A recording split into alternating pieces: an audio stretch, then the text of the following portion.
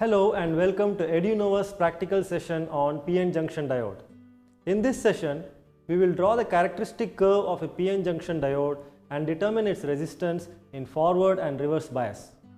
Let's learn in detail about the PN junction diode and how to perform this experiment.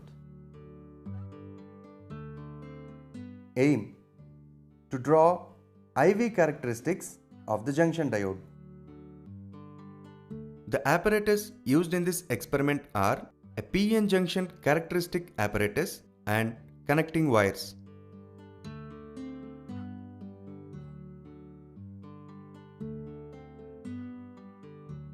A P-type semiconductor is the one which has free hole and impure immobile negative ions. So, we can say that P-type semiconductor have excess number of holes and they are majority charge carriers. Whereas N-type semiconductor is the one which has free electron and impure immobile positive ions. So, we can say that N-type semiconductor have excess number of electrons and they are the majority charge carriers. The combination of P-type and N-type semiconductors result in a PN junction diode. Here, at the junction, diffusion takes place. Similarly, due to the higher concentration of electrons in the N section, electrons diffuse from N side to P side, leaving behind an ionized positive charge which is immovable. As the holes and electrons continue to diffuse, a layer of negative charge on the P side of the junction and a layer of positive charge on the N side of the junction is developed. This junction region is known as depletion layer. Since either side of the junction region stationary positive and negative charges exist, there is an electric potential difference Vd across the junction which is called potential barrier. It prevents the further movement of holes and electrons. And this whole combination is nothing but the PN junction diode. Here, the white line on one end indicates that it is a negative terminal. Now, let us study the forward bias characteristics. When P section is connected to the positive terminal and N section is connected to the negative terminal of the battery, the PN junction is said to be in the forward bias. With the increase in forward bias voltage, the forward current increases slowly. When the forward bias voltage V equal to the threshold voltage, the forward current increases rapidly.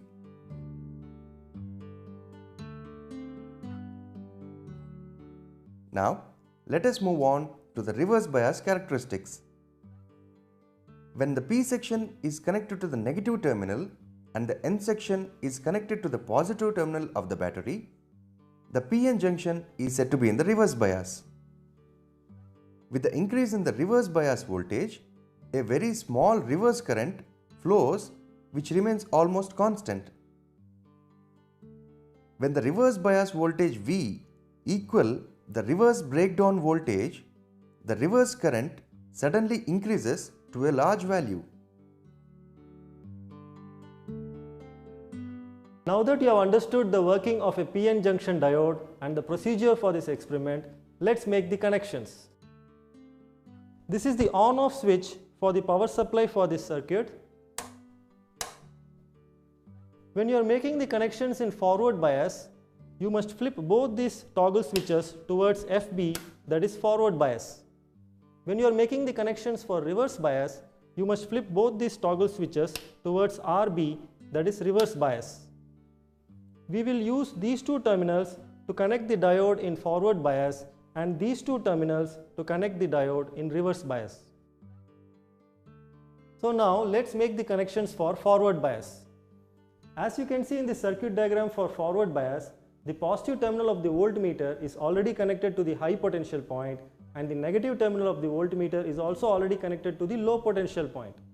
So, to connect the positive terminal of the diode to high potential, we will first connect the positive terminal of the voltmeter to the positive terminal of the ammeter and then we will connect the negative terminal of the ammeter to the positive terminal of the diode.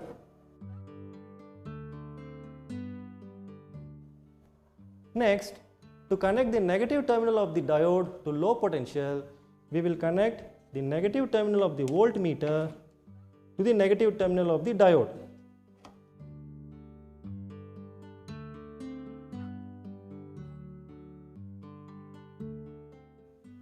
Thus, the diode is now in forward bias since the positive terminal of the diode is connected to the high potential point and the negative terminal of the diode is connected to the low potential point.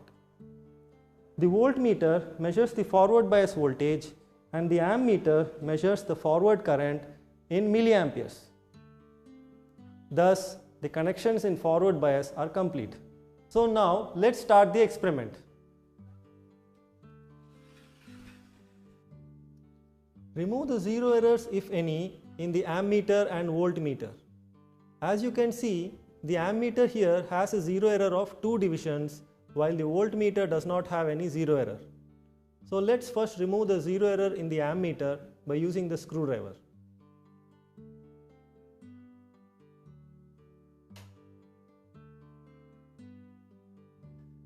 So now the zero error has been removed from the ammeter.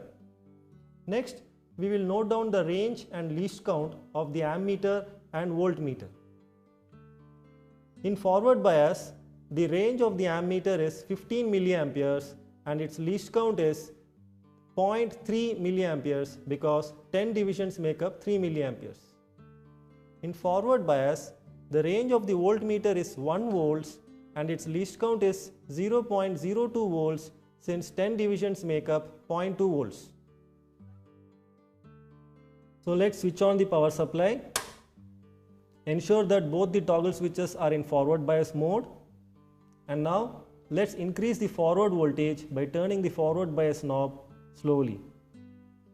We find that while the forward voltage has increased up to 0.3 volts, the forward current is still remaining 0. So let's increase the forward voltage a little more. We find that when the forward voltage reaches around 0.4 volts, the forward current starts to rise. So thereafter, as I increase the forward voltage, the forward current also increases steadily. So let's check till what value of forward voltage the forward current reaches its maximum value in the scale.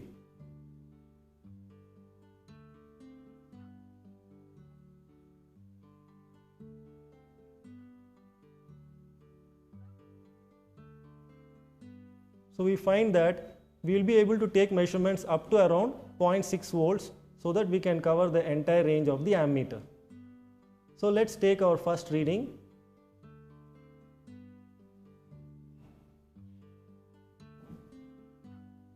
We will set the forward voltage to 0.02 volts and we find that the forward current is 0 milliamperes.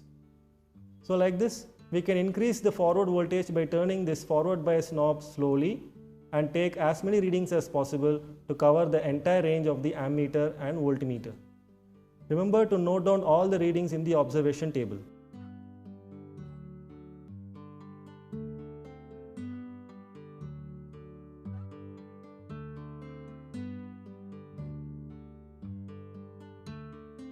Now that we have taken the readings for forward bias, let's make the connections for reverse bias.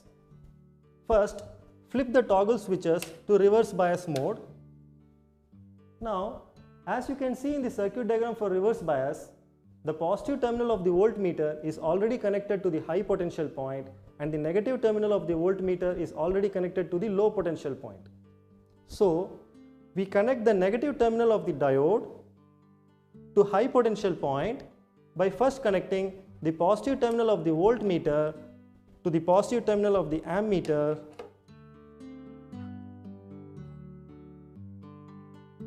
and then connecting the negative terminal of the ammeter to the negative terminal of the diode. Next, we connect the positive terminal of the diode to low potential point by connecting it to the negative terminal of the voltmeter.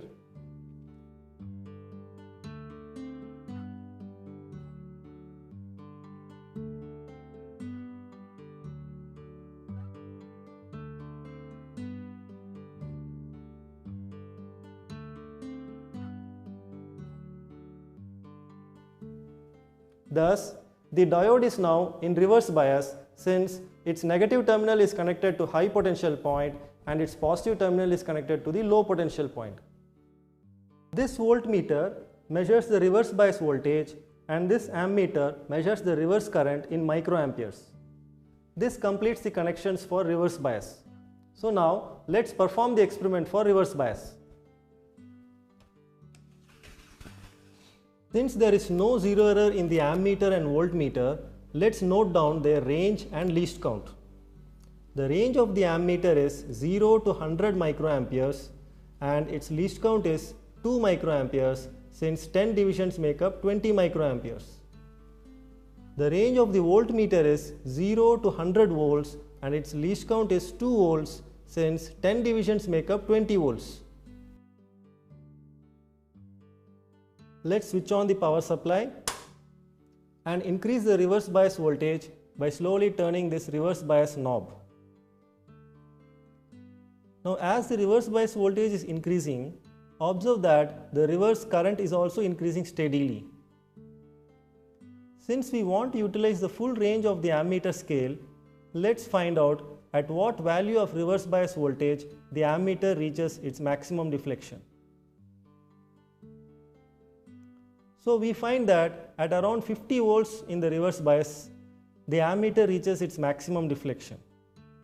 So we will plan our measurements in such a way that we take as many readings as possible till the voltmeter reaches 50 volts. So let's take our first measurement for the voltmeter reading of 4 volts.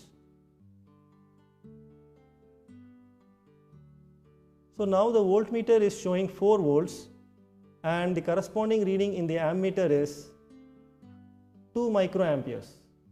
So note this down in the observation table and take the remaining readings by increasing the reverse bias voltage slowly by rotating this reverse bias knob. Tabulate all your readings in the observation table.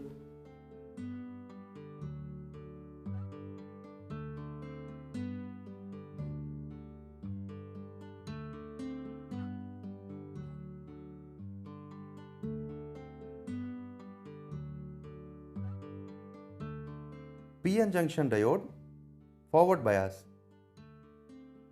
Range of the voltmeter is equal to 0 to 1 volts.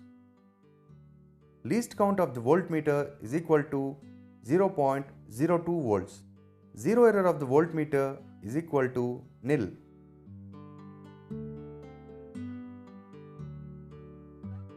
Range of milliammeter is equal to 0 to 15 milliamperes.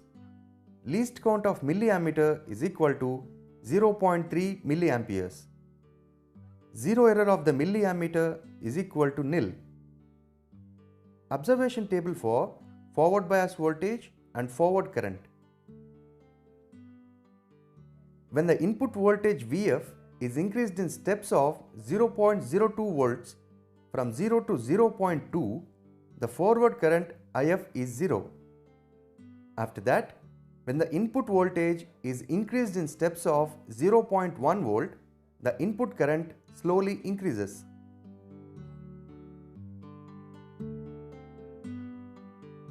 Using the values of forward voltage and forward current, we plot a graph by taking forward voltage on x-axis and forward current on y-axis.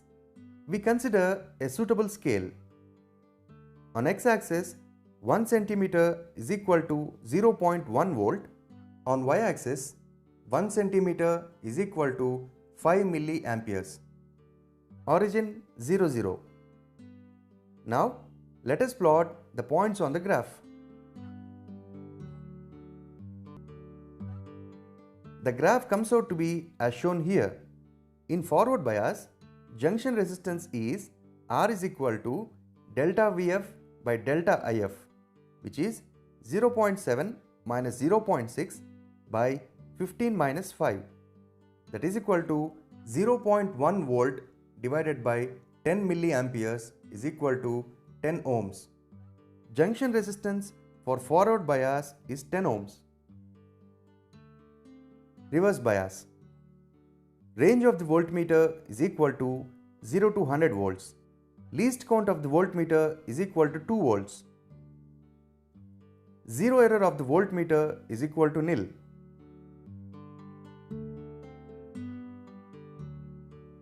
Range of the microammeter is equal to 0 to 100 microamperes. Least count of microammeter is equal to 2 microamperes. Zero error of microammeter is equal to nil. Observation table for reverse bias voltage VR and reverse current IR.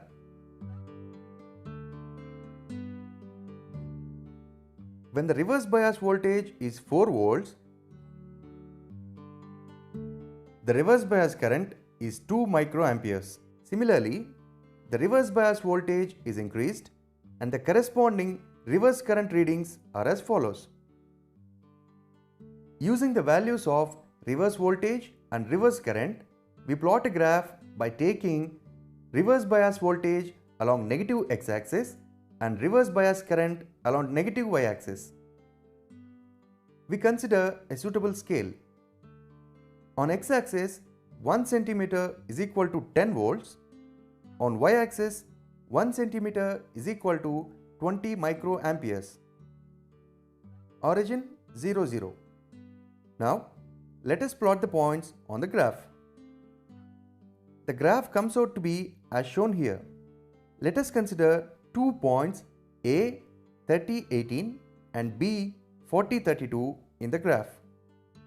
In reverse bias, junction resistance is R is equal to delta VR by delta IR, that is equal to 40 minus 30 by 32 minus 18, which is 10 volts divided by 12 microamperes, that is 0.83 into 10 power 6 ohms. Therefore, junction resistance for reverse bias is equal to 0.83 into 10 power 6 ohms.